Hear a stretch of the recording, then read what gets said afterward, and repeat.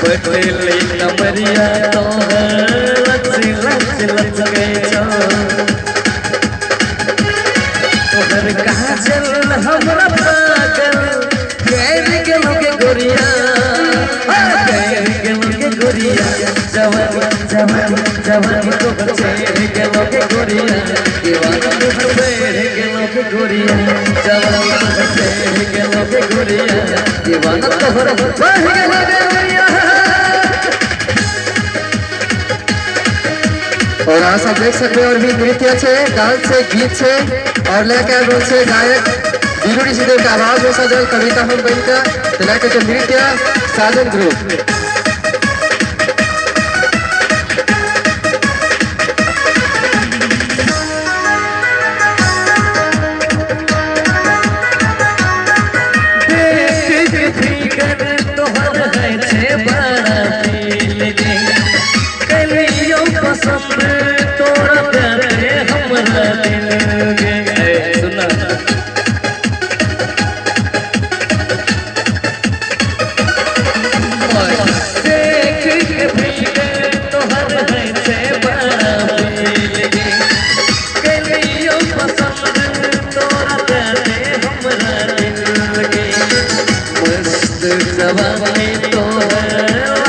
चोलेट के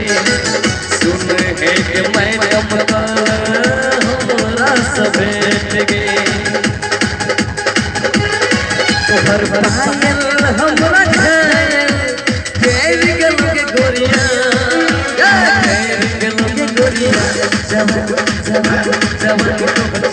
गेलो के गोरिया दीवाना तोहर बैठ गेलो के गोरिया जवानी तोहर चल गेलो के गोरिया दीवाना तोहर बैठ गेलो के गोरिया।